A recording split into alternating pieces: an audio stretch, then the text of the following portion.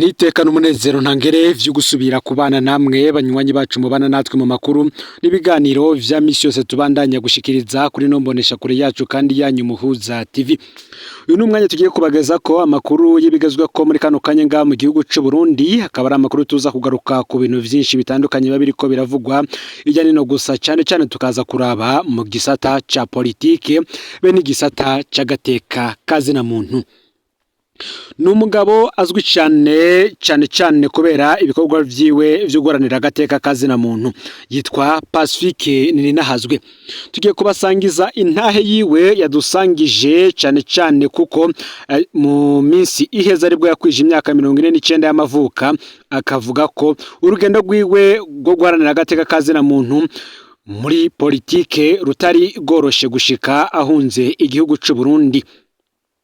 Benshi barikwa ko yahunze nawe mu mwaka w'ibihumbi 2015 ubwo yagira yicwe akaba yarahunze muri cagihe hariho ukwiyamiriza ubutegetsi bwa Perezida Nkurunziza vyari birongowe na General Godefroid Niyombare ndetse n'abandi benshi bagiye batandukanye. Uyu Pacifique Nininahazwe arazwi ku mbuga ngurukana bumenyi. Kuri Facebook arazwi kandi no mu maspace agiye atandukanye abera kuri Twitter canke se urubuga rwa X aho abariko aragirana ibiganiro n'abantu batandukanye harimo abanyepolitike bo ngaha mu gihugu c'u Burundi ndetse abafise amaradio yabo ndetse n'abafise amashira hamwe yigenga cyane ariko akabakunda kugira ibiganiro nabo muri societe civile. Pacifique Nininahazwe ati ntugatinye ico wahamagariwe ubuzima butangwa n'Imana. Ku munsi Pacifique yakwije imyaka 49 y'amavuka ni mu minsi iheze. Yagize ati kuva mu mwaka w'ibihumbi 2009 mbayeho nzi ko nshobora kwicwa buri munsi. Maze imyaka 16 hari intwaro irondera kunyica. Nta buhinga budasanzwe nakoresheje kugira mbe nkiriho. Imana niyo yonyene yashimye ko mbandanya kubaho kugeza ku munsi yashinze ko nzotahirako.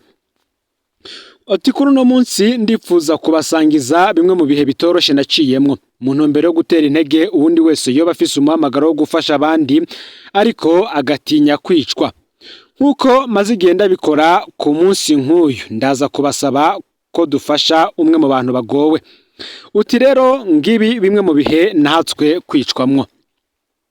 Mu ntahe yiwe Pacifique Nininahazwe agira ati mu mwaka w'ibihumbi 2009 kubera nari ndongoye campagne Justice pour Ernest Manirumva naramaze amezi 2 nkurikiranwa n'abakozi b'iperereza aho nca hose. Ico gihe nta nivyo namenye nabibwiwe n'umwe mu bategetsi inyuma y'umwaka bibaye. Muri Munyonyo uwo mwaka nyene ingingo yo kunyica yarafashwe inyuma y'ijambo navugiye mu Kayanza turiko dushingura Salvatore Sabiriho yari yishwe n'abapolisi ku itegeko rya Buramatari Seneri Nduwimana yashaka kumunyaga inzu. Imva yanje yari yamaze kwimbwa mu gashamba karamaja inyuma ya Katedrale Regina Mundi no kuvuga ahagereye ibiro bikuru vy'iperereza. Umukozi umwe w'iperereza yari yamburiye uko ivyo kunyica vyose vyapanzwe. Nariboneye n'amaso yanje abari barungitswe gucungaho naba mu Nyakabiga ndabacana ko baranyobegwa. Ico gihe narahunze gato ikiringo c'ukwezi. Ishirahamwe Froske nari ndongoye rirafutwa n'umushikiranganje Edouard Nduwimana ariko amakungu arashira igitsure kuri leta turasubira turemererwa gukora. Muri Munyonyo umwaka w'ibihumbi 2013 umunsi General Bunyoni na General Adolphe Nshimirimana bakugwa mu mabanga harateguwe ko nicwa iryo joro nyene hakoreshejwe abo bita barukoti bari gutera imihana twari tubangikanywe kwijabe. Umwe mu bategetsi bateguye kunyica yaraburiye igihugu cyo hanze kiraheza kiramburira. Uwo munsi naraye nsotse igihugu maze ababanyi banje nabo baba barakize kuko nabo nyene bari kuhasigara muri ico gitero. Mu ntango z'umwaka w'ibihumbi 2015 hari igihugu ntazwe kwicigwamwo Imana irakinga uko vyagenze ntiharagira ko ndabivuga. Kuva kwigenekerezo ya 2026 ndamukiza umwaka w'ibihumbi 2015 itegeko ryo kumfata no kunyica ryaratanzwe. Umugambi wavuga ko ari uguta ikiziga canjaho abari mu myerekano yo kwiyamiriza ikiringo ca gatatu ca Nkurunziza abari kubona neza ingene nishwe nabi. Hari umushikiranganje wa Nkurunziza yandugikiye ingene umugambi wose wari wubatse. Colonel Bertin Gahungu uwo yari DDI ubu ni General de Brigade yagendana umutahe wo kumfata. Ariko mu gatondo ko kwigenekerezo ya 26 ndamukiza umwaka wa 2015 mugena ariko mvugira muri RPA yarahaje hanyuma aragenda aza kugaruka ndahavuye. Kuva ubwo nta mutegetsi yigeze asubira kumbona. Muri Rusama uwo mwaka wa 2015 nyene iperereza ryarakoresheje rwose umwe mu barongo y'amashirahamwe societe civile ngo arifashe gutora ahondi. Ntaca atakoze. Kenshi yasaba amanama ngo duhure tuvugane aho imyerekano aho igeze kandi we ntayo yarashigikiye. Twarihuriye ndamwibonera arongoye umurongo w'abapolisi bari kumfatira ku ngoro ya Fodebu Nyakuri ahari hatumwe ko inama y'indongozi ziyamirije ikiringo ca gatatu. Ico gihe naratevye gushika inama barahava barayiheba natebejwe na ryakete rya wa mushikiranganje ariko aramburira. Uwo muntu twahuye ndi mu modoka aranakebwa kandi jewe ariko ntiyambona neza.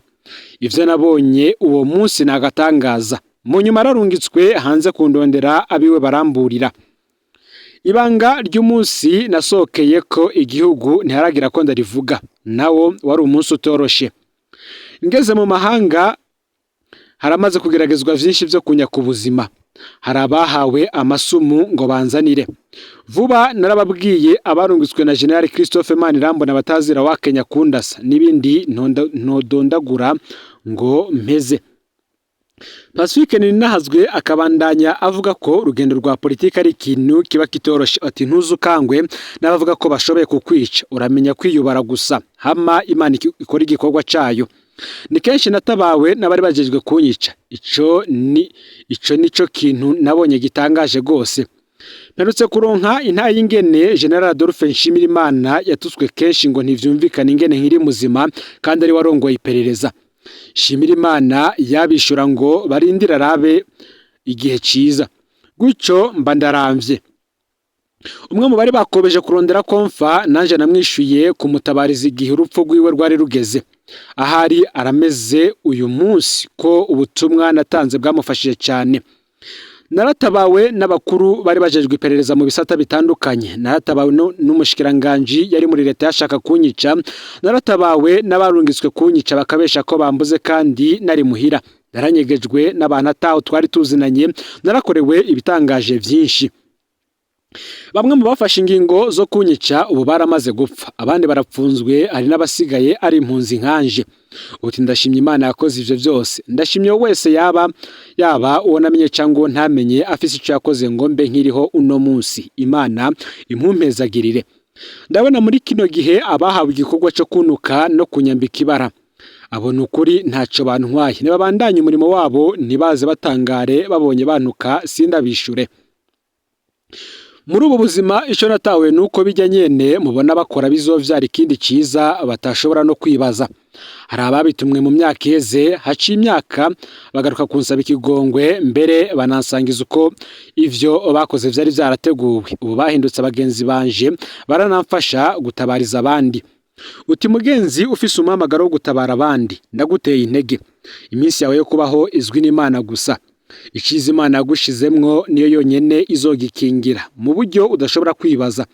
Hari umuririmbyi nkunda avuga ngo Imana ija kundema ntawe yabanje kubaza yabikoze uko ibishaka kuko uko yari yarangambirije. Iminsi yo kubaho kwanje Imana yifise mu kiganza. Umurano wa mugenzi komeza ibanga ryawe ntutirimutswe n'abaguca intege. Iyi rero akaba ari ntahe ya Pacifique Ninahazwe benshi bazi ku mbuga ngurukana bumenye. Avuga ingene ubutegetsi bwarondeye kumwica inshuro zirenze zitatu hose bakamuhusha bigiye birakorwa n'abantu batandukanye harimwo n'abari bajejwe kuja kumwica. Nkuko kandi tubandanya tubivuga muri aya makuru turabandariza n'ubundi kubibi ko biravugwa mu gisata ca politike be n'agateka kazina muntu. Mu gisata ca politike rero reka amakuru tuyabandanize kubivugwa byo kugwanya ubusuma mu bijanye n'amakori aho umushikiranganje w'ikigega ca leta yafunze amaduka agera ku 10 mu gisagara ca Bujumbura.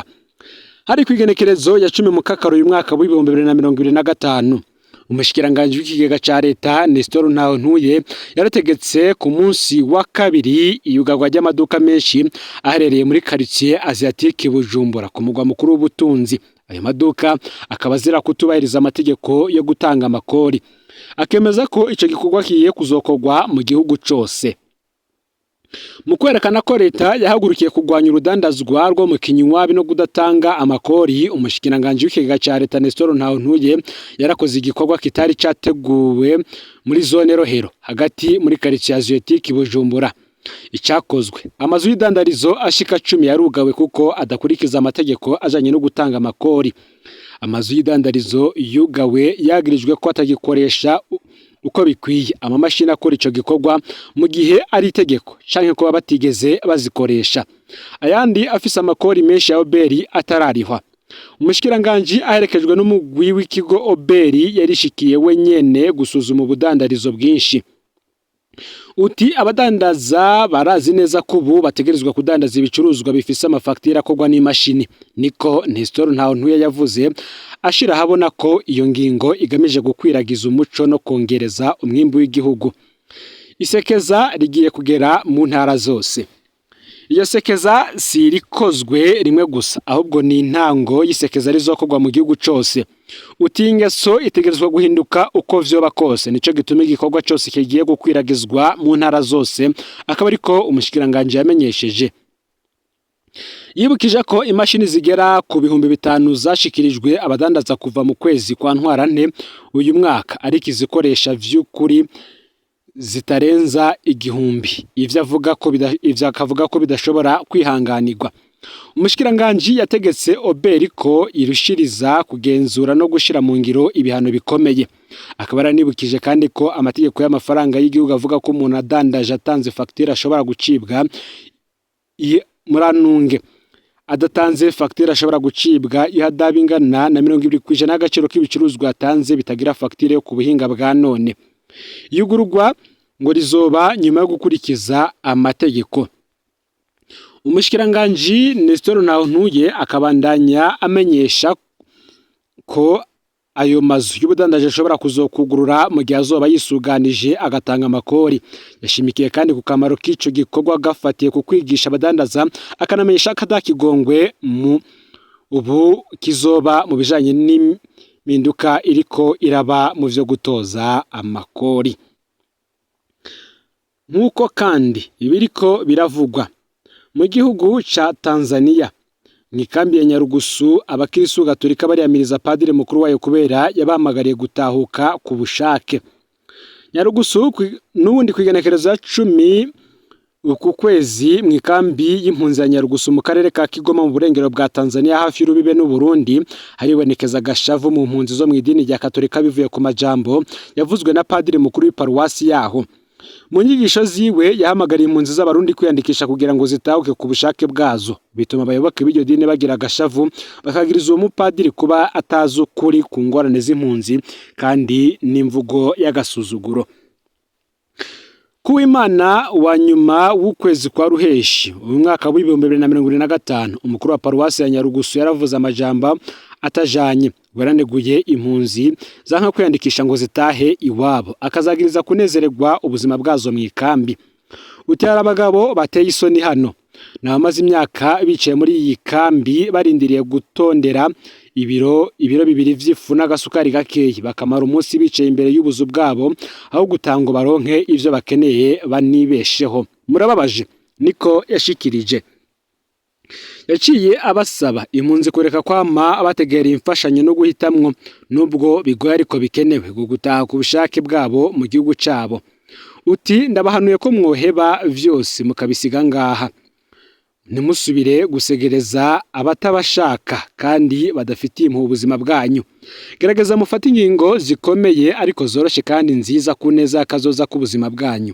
Mwiyandikishe mutahuke kugushaka kwanyu, niko yongeye ko.